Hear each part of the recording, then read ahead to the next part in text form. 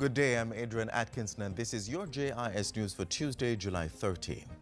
The country now has an official blueprint for the transformation of the education system by the year 2020. On Monday, Cabinet approved the National Education Strategic Plan, NESP, which covers the period 2011 to 2020. It is linked to the Vision 2030 National Development Plan and is consistent with the recommendations of the 2004 Task Force on Education Reform in Jamaica. In his presentation to Cabinet, Education Minister Ronald Thwaite said the necessary monitoring and evaluation of the initiatives were being undertaken to achieve the strategic objectives. Among them, the provision of equitable access to high-quality education system for all children ages 3 to 18. Under the NESP, government aims to improve the standards and quality of the education system by establishing a robust accountability framework for all stakeholders and achieve universal literacy and at least 85% numeracy by 2015. There is also a commitment to provide a safe and secure physical environment in public education institutions to attract and retain well-qualified, certified and licensed teachers for all levels of the system by 2020. The Ministry of Agriculture and Fisheries has signed 3 more contracts with a combined value of $141.7 million for the construction of 45 housing solutions for 84 sugar workers in Westmoreland. At the Barham Barracks relocation site, 6 housing units will be constructed for 10 persons at a cost of $20 million. DR Food Construction Company will complete the work over a 6-week period. The company has also been awarded a $50.1 million contract to build 17 units for 42 persons at Shrewsbury. That contract period is 6 months.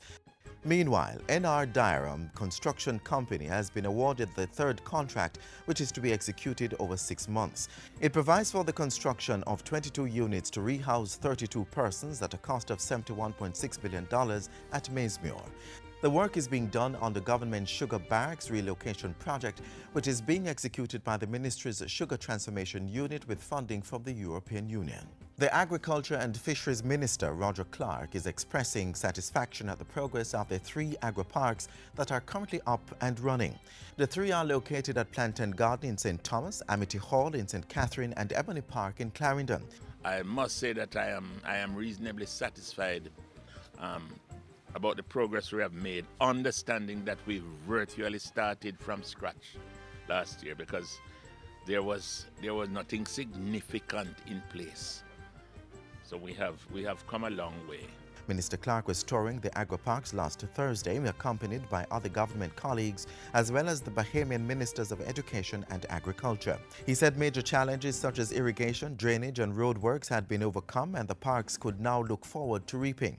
The 3 parks have so far planted acres of scallion, onions, pepper, sorghum, pineapple and ginger among other crops. The complete rollout of all 9 parks is expected by next year.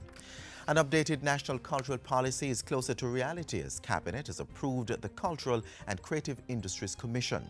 Prime Minister Portia Simpson Miller announced plans for the establishment of the commission while delivering her budget presentation in April.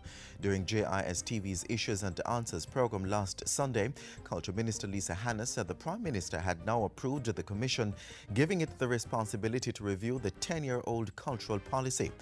The aim of the policy will be to develop Jamaica into a cultural superstate, enabling the country to tap into the lucrative global market, which is estimated at more than $590 billion.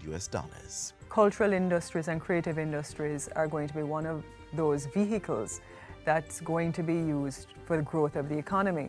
And finally, the government will sign the long-awaited Partnership for Jamaica Agreement on Wednesday, July 31. Prime Minister Portia Simpson Miller will sign the pact with representatives from the private sector, trade unions, civil society, academia and special interest groups.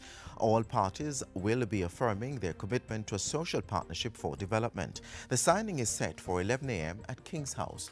While the opposition will not sign the agreement, opposition leader Andrew Holness said he supported the social partnership and would continue to support the National Partnership Council. And that's it for JIS News today. I'm Adrian Atkinson. Thanks for watching.